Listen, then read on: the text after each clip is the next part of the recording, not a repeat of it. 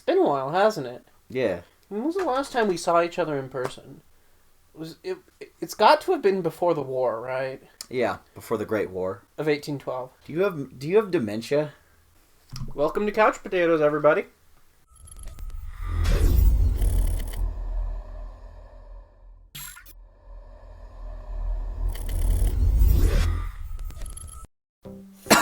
Fortnite, really? It's just something to play. I don't have the Xbox hooked up, so I couldn't play Halo, and it's stupid. Speaking of things that are stupid, we watched two Lovecraftian adjacent? Lovecraftian horror. Horror. Spelled H-A-H-R-A-H. Horror. Horror. It's a horror film. Today we are going to be reviewing Bride of Re-Animator and Re-Animator. You see, my idea was to review a double feature of the Stuart Gordon-directed H.P. Lovecraft adaptations from the 1980s, those being Re-Animator and From Beyond. Because those movies tend to get bundled together a lot. Both starring Barbara Crampton and Jeffrey Combs, both written and directed by Stuart Gordon, both released by Charlie Band's Empire Pictures. They came out right next to each other in like 1985, 1986. Mm-hmm. But if Xavier, the well-known contrarian of the two, decided that he would rather watch Bride of Re-Animator, adding to his historically great decisions for movies that we wanted to watch, including but not limited to watching that movie from the director of Blood Rain about a guy who shoots a bunch of people. 32.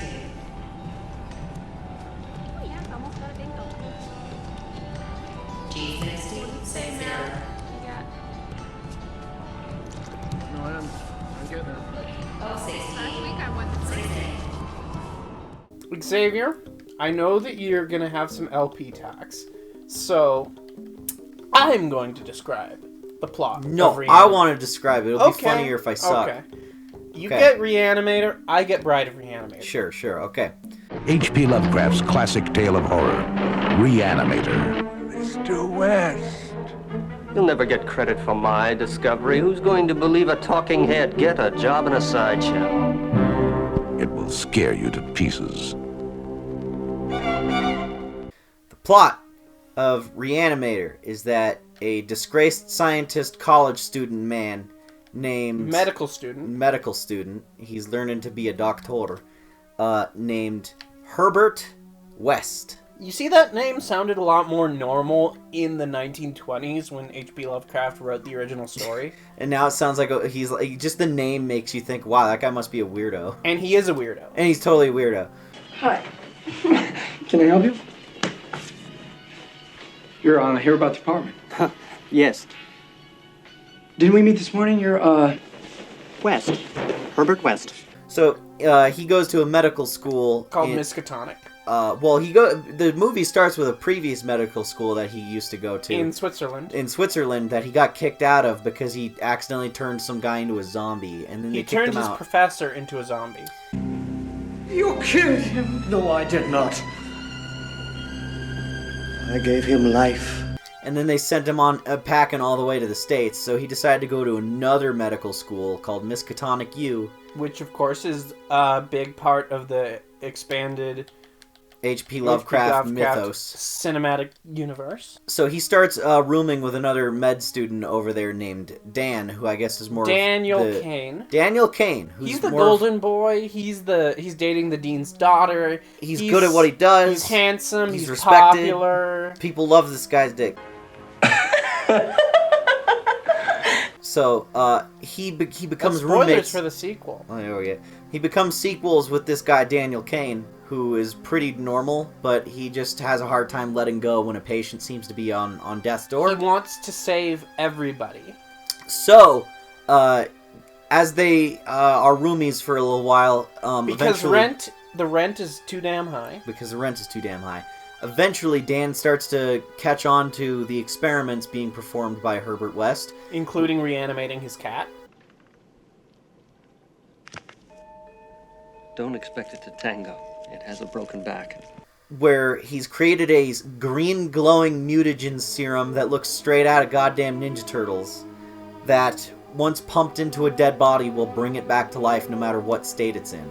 And thus, they begin a wacky adventure of running around accidentally turning corpses into monsters and trying to prove how awesome and smart they are, and then just making things worse. And all the while they have to deal with this guy who's like the preeminent surgeon of this Miskatonic medical school, who's a hack, but he's a powerful hack. Known as Dr. Hill. And Dr. Hill is like... He may or may not have psychic powers. You will do what I tell you to do. Yes, Doctor. I want to see your notes. So a guy who works at the school, unrelated psychic powers. He tries to... Oh, damn, I died. He tries to... What? He steals the research. He tries to steal the research and blackmail West, and is like, yeah, I'm gonna fucking tell everyone I came up with this cool serum that makes zombies. And West decides to decapitate him with a shovel, like a scene out of Resident Evil 7. Dangerous. And it's awesome. But then, he's like, you know, I've never tried putting the green slime on parts before just to see what it would do. And so he reanimates his head and his body separately, and they have some kind of connection now. Psychic connection. So then Dr. Hill becomes just a headless zombie, like, carrying monster. His own head around. Carrying his own head, like the Headless Horseman. And there's a lot of good comedy. There's like funny like physical he's like comedy. Stumbling around his office, and he's like, "Oh, come on, my body is so dumb. Go where I want you to go." He's body. like trying to like perform like delicate surgery and stuff, and like help rebuild himself. And his body's just fucking it up. While his body is flailing around. You could show clips.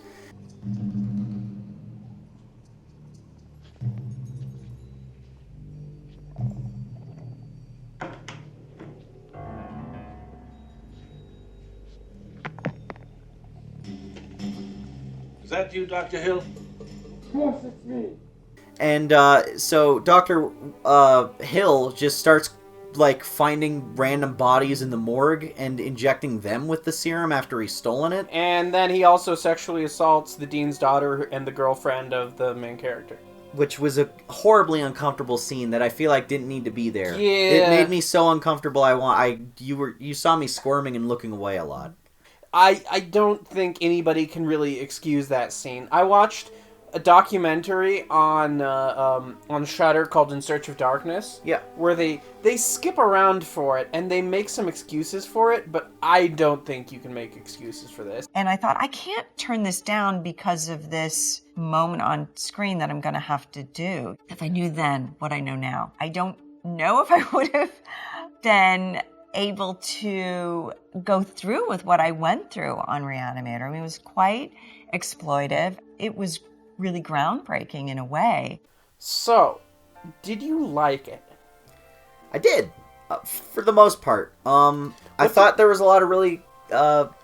I feel like the character of Herbert West is really fascinating. It's really well written and really well acted. Jeffrey Combs like nails that character. He's really good. Jeffrey Combs is great in basically anything he does, including Star Trek. But even amongst servants, someone has to be in charge. That is exactly the kind of observation I've come to expect from you, Ducat. Interesting, yet somewhat petty. He has one of those voices, like Keith David or James Earl Jones, that's just immediately distinctive. Yeah, and it also just like immediately makes that character more interesting or likable to have that voice. There's several just great lines that he delivers in this movie. Like, I was going to show you. You couldn't call or write a note. I was busy pushing bodies around, as you well know. And what would a note say, Dan? Cat dead, details later. Those sort of lines are so much more texture is given to them with this actor's interpretation. Definitely.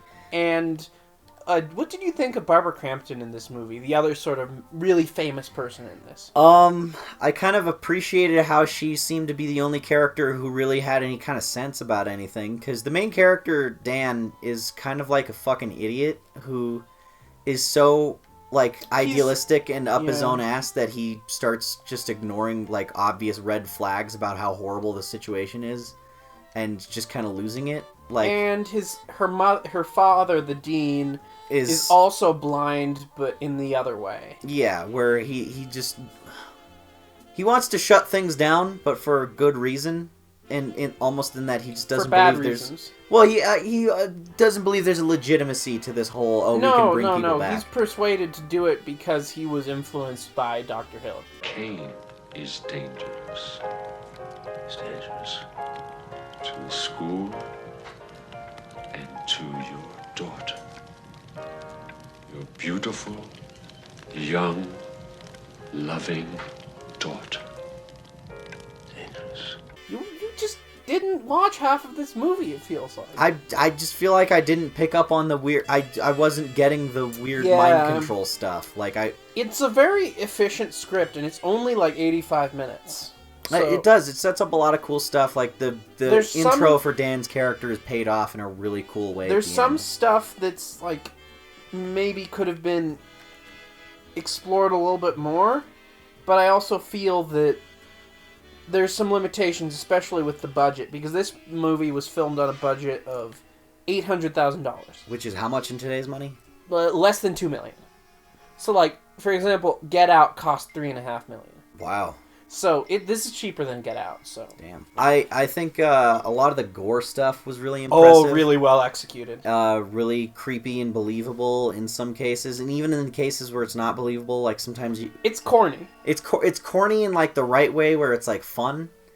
So, even when the effects don't hold up, it still has, like, a certain kind of, like, charm to it. The characters are very memorable and interesting and well-written.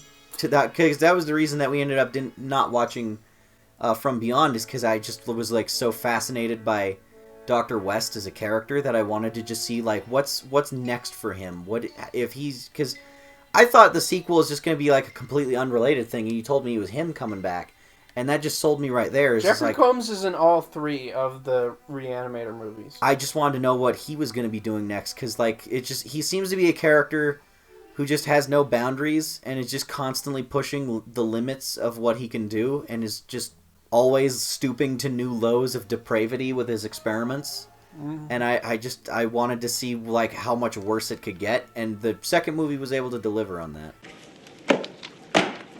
How can you teach such drivel? These people are here to learn, and you're closing their minds before they even have a chance. What are you here for, Mr. West? You know, you should have stolen more of Gruber's ideas, then at least you'd have ideas. Mr. West! It's going to be a pleasure to fail you. So it's interesting because I've watched this movie a couple times before, but you haven't. And no, I feel like that's the first time that like a classic cult horror movie from the 1980s is something that I've seen and I have not. You haven't. Yeah, that's the first time we've had that happen. How do you feel about that? How do you feel about being in that sort of position of sort of discovering something for the first time? The first time that you feel like is new to you. Well, it's cool because like this is one of those things that I always hear people talk about or reference, but like in a weird way they've also not really shown a lot from it. So I was going in like really fresh and really blind. Like I just had not really any frame of reference. All I knew about it was the opening scene because my dad showed that to me once, and then we decided to watch something else. It was cool seeing it for the first time, just because, like, I felt like I was seeing a lot of stuff that would be referenced in other things that I was interested in. Like, Dr. West is referenced in Splatterhouse, because the main bad guy in that is named Dr. West, and he experiments with, you know, mutating dead bodies and necrology. I wonder if there's a connection. Or just even, like, kind of like, Dr. West in this movie feels like several different villains in the Resident Evil games. Also, I remember you were also noticing that there's a lot of similarities with Peter Jackson's Brain Dead, Dead Alive that came out easily like 5 to 10 years after this. What? No pudding? It has the same kind of hectic nature of just as many crazy, horrible monster designs as you can imagine interacting, and like a scene where someone gets strangled with sentient intestines.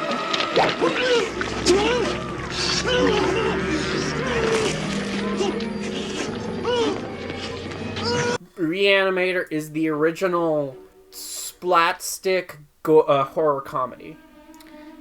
With maybe the exception of Evil Dead, it's one of the first. Yeah. It takes itself seriously, even though the things that are happening are increasingly ridiculous and shocking for the sake of shocking. You know what else happened? I discovered this before we were watching this. Before we turned on the camera, we looked up some Roger and Ebert bits. Yeah. And you would not guess this, but Roger Ebert liked this movie. Which is a little crazy. He hates horror movies. He hated Hellraiser with a burning passion. The scenes in this movie could also be played in any order, and it wouldn't make much difference. It's a horror movie that has a normal movie wrapped within it. Yeah, no, like the love triangle, the dean and the daughter and the son and the roommate, all that stuff. The sort of feud between Hill and West. All of that is normal. All of that stuff, like, all of that functions without horror movie monsters and ghosts. Like, this could be, if you cut out all of the gore and stuff, this plot would still actually kind of function. Mm-hmm. Which is kind of cool. So, how would you recommend this movie to somebody? What would you say? I would say go into it looking if you're something in the same vein of Evil Dead and Dead Alive, something that's a gory horror comedy? A gory horror comedy with some admittedly really interesting and unique characters and some very fascinating performances. I wouldn't say fascinating, I would say memorable. Because I don't think that what Jeffrey Combs does here is especially, like, great, nuanced acting. It's fun. It's entertaining. That's the thing. He chews the scenery of this movie. He's definitely hammy. You know, he's like. But hammy in an entertaining way. Here's this scene where after they kill the zombie cat, he's just sitting there in the corner and everyone's just kind of standing, and then Dan turns around away from it, and then West goes, "Look out!" And then Dr. West just starts laughing. Made you look. He just starts bawling, like crying, laughing because of how insane everything is.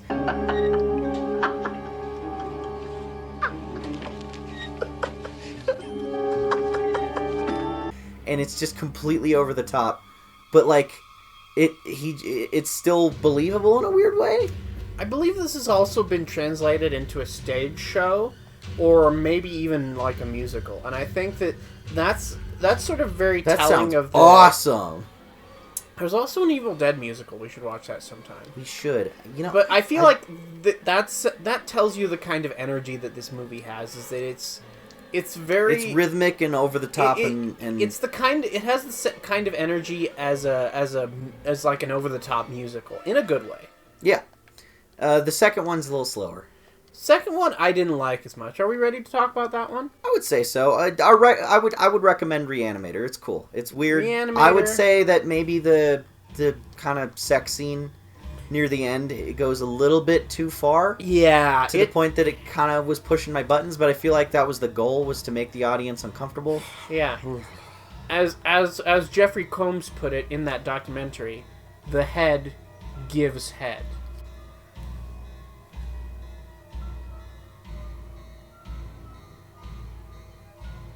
And God created woman. Someone old. What's dead is dead, Lieutenant. Someone new. This is some kind of joke, right, man? How dare you judge my work? Someone borrowed. Who is she? Someone blue. This morbid doodling with human body parts. Is this what it's all about? Something so shocking, it must be true. There is my creation. Make a note of it, Dan! Rejects! Daniel! You're coming! Re-Animator 2, Bride of Re-Animator. So Bride of Very obvious inspiration from the Frankenstein movies. So Bride of Re-Animator came out 5 years after Re-Animator. It was not directed by Stuart Gordon. Stuart Gordon at this point, he's the kind of person who doesn't want to do the same thing over again. He wanted to do the Dunwich Horror, which is the one about fish monsters, as his next project after Re-Animator, but nobody wanted to fund that. So instead of that, producer Brian Yuzna, he, after having directed the world's weirdest movie, or at least one of them, Society... Don't go home, Billy. No! Bill Whitney is about to become one. Showtime, Billy! With society. Society! Society. We live in a society. We live in a society. I love that. Say the line, Joker. Anything for society. I honestly love that movie, and it's probably the best use of that guy from Baywatch. In the main Is that character. his name? That's his stage name. That's his legal name. Is that guy from Baywatch. And after he directed Society, he directed What Bride kind of name of is that? Is that Re-Animator. Tally? Paranoid? I'm not paranoid. All my fears are real. Re-Animator, the sequel. The Re-Animator. We couldn't 2 get Barbara Electric Crampton Boogaloo. back, so we wrote the whole plot about trying to get her back. According to the Wikipedia, she was offered a cameo role in Bride of Re-Animator, but her agent told her to say no because that would have been too small for her. Angel. Sweetie.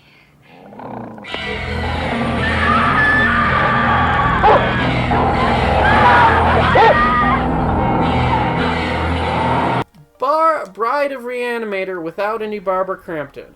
So, Re-Animator is not a complete adaptation of the original H.P. Lovecraft story. It's an adaptation of parts of it. A couple chapters of it, because a lot of H.P. Lovecraft's writing was published in, magazines.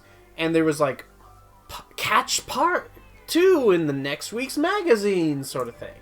Strange. So, the first movie is a very, very, and I say that, very, very loose adaptation of the first few chapters of the story. And then, Bride of Re-Animator is a very, very, very, very loose adaptation of the last few chapters of Re-Animator. And Bride of Re-Animator begins with Kane and Herbert West in serving as a doctor in like a civil war in South America. In like South America, saving lives because they had to go into exile after the After shit went bad the first movie. But then after that, they return back to Miskatonic to kind of pick up where they left off, and they rent a house by the graveyard, and they start working at the hospital again. Of course, after things died down and people have sort of forgotten their role in it. And meanwhile, there is a detective who starts investigating the events. And at first he seems like a good guy who's on the up and up, but then as you get further you realize that maybe he doesn't have the most pure reasons for trying to stop them. Yeah, they pull us a fake out on that one. Which was kind of a cool subversion. Yeah. I thought it was going to be like he was like the Hank Schrader of this, was that he was going to be like, "Oh, I'm going to track them down," and you don't want to root for him because he's going to stop our main characters, but he's a good person. No, they flipped that on us. So he's actually in it for completely selfish reasons. Is trying to figure out a way to re-kill his dead wife, who they accidentally brought back as like collateral in the first movie.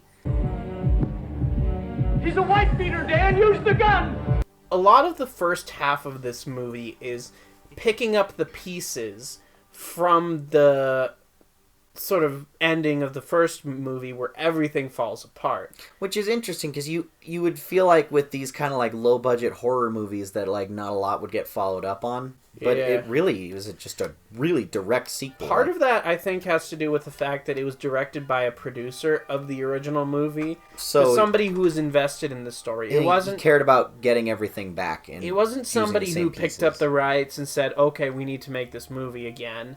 And then after that, Herbert West continues his experiments, and he decides, they introduce a new thing in this movie where they can, like, reanimate individual organs, and they say that consciousness isn't just in the brain, it's in every part of the body. That's kind of a thing that was introduced at the end of the first movie. But they build up on that. Because Dr. Hill is his functional severed head, and his body, even without a brain, is still moving around. And then... So he's like, wait, maybe the answer for doing this is, like, reanimating stuff in parts, and then but they're connecting like, them.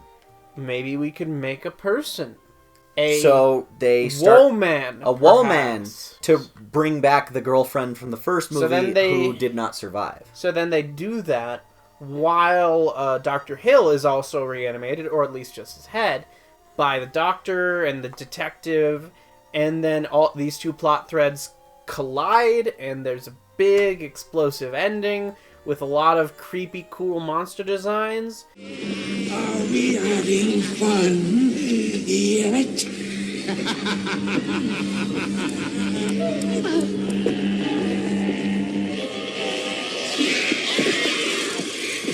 and really effective, gory stuff. Oh, and Herbert West gets the ending he deserved, which is being torn apart by his creations, by a legion of horrible monsters. Because West gets so stupid and crazy with his like bring zombies back goo that he just starts like taking random body parts and limbs and tying them together and then stitching them together or whatever, and then just spritzing them with a little bit of this green mutant slime just to see what'll happen, and then they start fusing together and becoming new creatures. Just for fun. He attaches an arm and a leg to each other at the stump.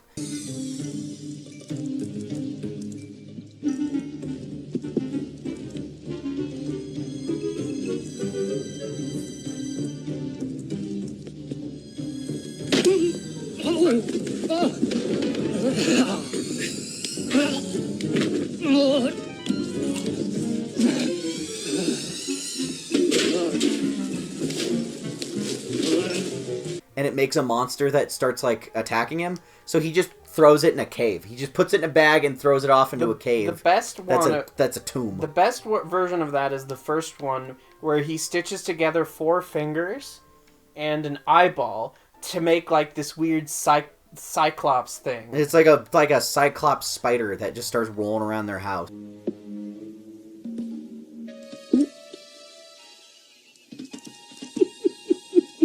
This morbid doodling with human body parts. And then when the detectives show up, they try to sort of hide it from him, and that's one of like the funnier scenes. They're trying to hide this horrible monster. And I'm gonna say that scene wasn't funny for me, and it didn't quite work. It didn't make me laugh, but I could see what the goal was. I think that the comedy in this horror movie wasn't quite as well executed as it was when Stuart Gordon directed it. That's true, yeah. It wasn't quite... Because I feel like the score also played a part in it, because now the music was kind of like... It was a little bit too sitcom-y. It was sitcom-y, like... do-do-do-do-do, like, just like really playful sounding music. Our theory.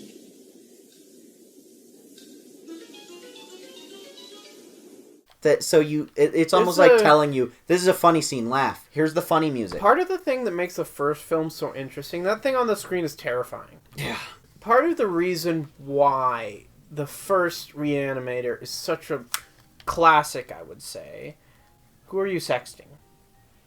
Everyone with my Generation 1 Android. As you should. As you should. The first Re-Animator has such a peculiar tone to it. And that specific energy that it has is what draws a lot of people to it and what makes it a cult classic. So if you get rid of that energy. It's not... It just falls a little flatter. And I think that's what I would say about Bride of Re-Animator. Is that I don't think the performances were a part of the problem anywhere. It has its moments. But I think that part of it is that it does that thing that a lot of like modern big budget sequels do, where it tries to increase the stakes. It tries to outdo the first one. No, that's not what I'm thinking. It does too much in terms of explaining the previous movie and the ending to justify the new premise. So I'm thinking of like Pacific Rim Uprising here, where the first hour is devoted to undoing the ending of the last movie so they can have this premise. And the problem there is that now that you have that, you're not really doing your fuck you, whoever showed up on Discord. Is you're not really having its own story, and I think that it's really just, it feels like it's like trying too hard to connect to the first one almost. It is. It's not. This movie is not self-contained at all. It's dedicated too much. It's too much in love with the first. That it almost doesn't really. It doesn't really do new things. Doesn't allow itself to be its own thing. I would say the creature designs are more elaborate. The creature designs special. The creature designs are great. The ending, when things get going, it's a lot of fun. Yeah. When everything starts going like really crazy, because it's really dry and a lot of build up for a while, and like a lot of the humor stuff just wasn't hitting for us. Yeah. But then right near the end, they was getting a lot of like really excited reactions because like they built up a couple of things that were paid off in a fun way. Is it just me, or did the second movie, even though it cost $2.5 million versus $800,000, it felt cheaper to me? I feel like it felt it's this weird kind of contradiction where it felt more expensive and cheaper at the same time. Yeah, it's like that way because it's filmed in like two sets. Yeah, they just stay in the basement and the house and the hospital. It's just those three locations the entire movie. They never really go anywhere else. I think another part of it is that the character dynamics aren't quite as cleanly established. Like, for example, we didn't mention her until now, but Dean Cain, the apparently the world's most irresistible man to the entire female species. Every single female in the entire series of this movie, everyone in this movie series so far, with the lady parts, is just thrusting after Dean Cain. Yeah, and wait, is that his name? Yes, and it's close enough. It's Cain is the important. No, it's Dan Cain. Dean Cain is the Superman from the 90s. He gets this girlfriend who's this like Italian girl, and they knew each other, but she was like a missionary. They don't in Peru, maybe they don't establish that very well. So, what are you doing in Arkham? I'm doing some interviews in Boston this week. Dr. K, 5436. Dr. K, 5436. Oh God, I've got to go. I know. Listen, what about dinner tonight? Only if you let me cook. I liked them together. They were likable, and the actress was very likable. But their dynamic was nowhere near as clear or interesting as his relationship with Barbara Crampton in the first movie. Yeah. And the relationship between Herbert West and Dean, whatever, wasn't as clear or as interesting either. I disagree. I feel like I was starting to pick up this like strangely toxic, manipulative relationship between them. Is this what it's all about? Is this what all our great work has led to? Exactly what are you insinuating? This is your madness. Oh, it really? has nothing to do with me. Oh, I see. I didn't see you rejecting my work when Meg was lying there dead. Where were your great ideals then? Don't you?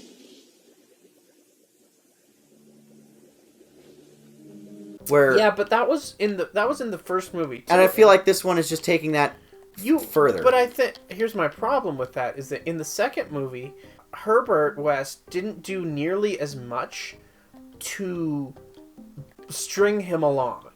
And it wasn't. I think that was because he was getting better at it. If I may give my interpretation. Okay. is that it seemed like because they had been together for a year now, and this weird kind of manipulative, toxic friendship that they had, by this point, Herbert knew all of the things to say to Dan to manipulate him easier, because he just keeps going on these speeches talking about, how we gotta save people, we gotta preserve this. He didn't say those things, I think. No, there's that long speech when he's explaining why it's a good idea to attach that woman's head to the bride body. Yeah, and he's talking about all these different women and how their lives were destroyed. But before that, when he does all of that other stuff, he does all of this stuff, and Dan or Kane or whatever, he's constantly just saying, why are you doing that? We shouldn't do that. We shouldn't be doing this. Without ever... trying to stop him. And also without ever having that reason for continuing. That's the thing, is that as it goes on, there's more and more situations where I was going, he really needs to cut Herbert out of his life, because he just keeps pushing him to do horrible, fucked up things. And if you want to... And he's just like, alright. And if you want him to do that, if you want that to be their dynamic, you need to establish a lot more clearly what this other guy stands to gain from this continuing relationship. I feel like you could do a whole movie just about these two. Just cut out all the relationship stuff, because that wasn't really fleshed out or working for me. Cut out the Italian girl who cooks I honestly pasta. found I want a Hannibal Will Graham kind of thing going on between these two, where one is clearly an evil bastard and is just up to no good, and the other one is a good guy and wants to stop him, but is also just kind of reluctantly going along with things and is almost fascinated. And on the other hand, you could do so much with that dynamic, but they only barely tapped it. You can write so much fan fiction about that. Yeah, I wasn't going to take it that direction, but you can if you want, Well, I'm just saying, it's going to happen. It's going to happen. You know what? If this movie was more popular with people our age, I guarantee you there'd be a ton of thirst tumblers about how hot fucking Herbert West is, and just fan cams of him being cute. Herbert West fan cam, go.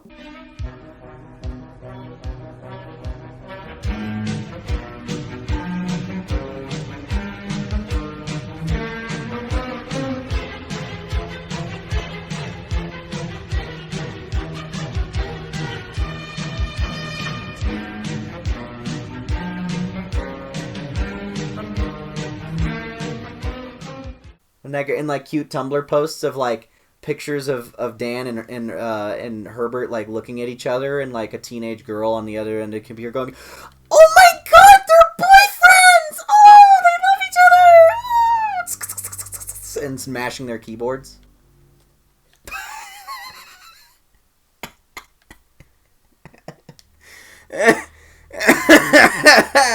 Yeah.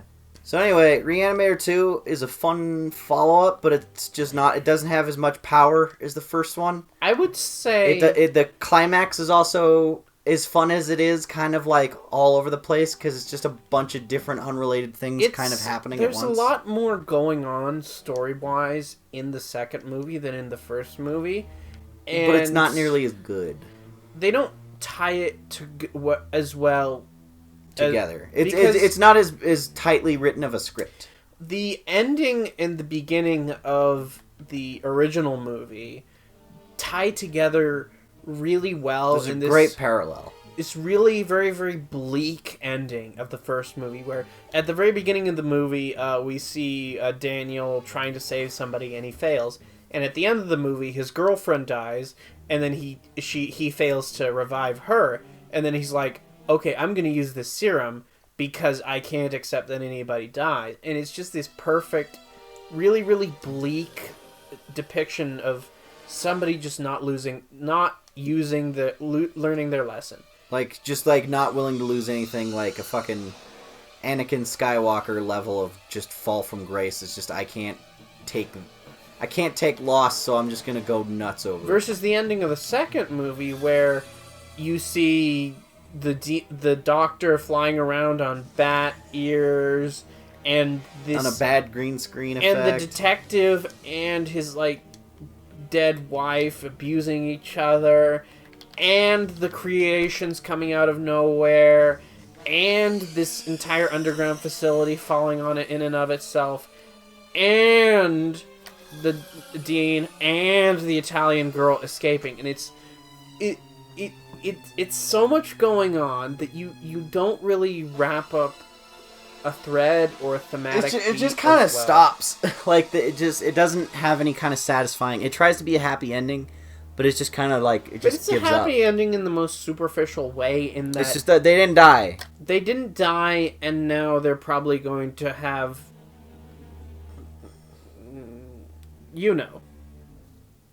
They're gonna have sex in the graveyard on top of the mass grave they just created. I was gonna say that they're gonna have a house, a family, and 3 kids, but like, I don't think that Dan Cain deserves that. I think that character is just an irredeemable piece of shit. And I think that he makes his own problems by being too passive in the face of And I think Herbert. that the ending that they really were trying to get at with the second movie is him, because he's much more of a main character in the second movie than the first, is him growing over that and sort of learning to let go of... But they didn't really do a whole lot with that. Like, Yeah. he seems to be, like, more and more fed up with Herbert West's, like, bullshit, but he doesn't really, like, stand up to him at any point or call him out. The climax of the movie is him being convinced yet again by more, like, pretty words to just go along with West's plan, and then they make the zombie woman. One of the big problems with this is that it's West who has the idea to reanimate this woman in some really, really impressive effects. Thank you, Screaming Mad George. We think we appreciate that. Looked great.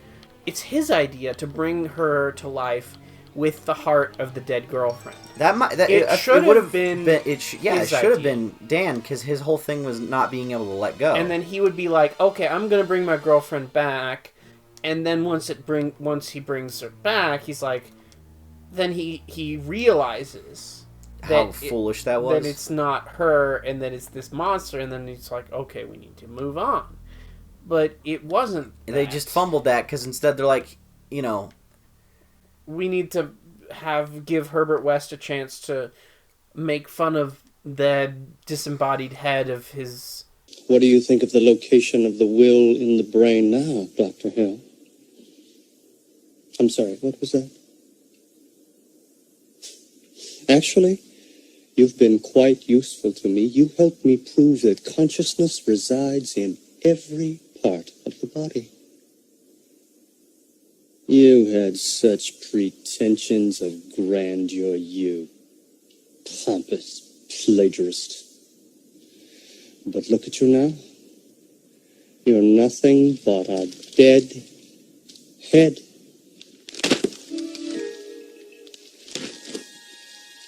A no body. It's almost like they use him because they know he's a great character and he's a lot of fun to watch, but they almost overuse him. Well, they use him for the sake of using him instead of just using him because there's a role for him in the story. He's just kind of there, just like he's the driving force of the movie. He uses him because we need an antagonist. And the actual antagonists aren't very strong, because I feel like bringing Dr. Hill back also was not very well utilized, because he just kind of sits in the lab the whole time, and then he's a bat for 12 seconds at the end. West, you stupid biped!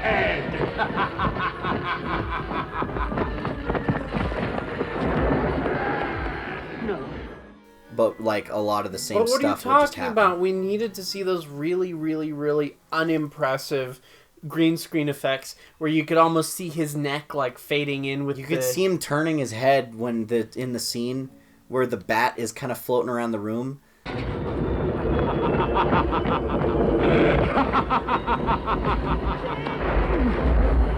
I'm struggling to recommend the second movie.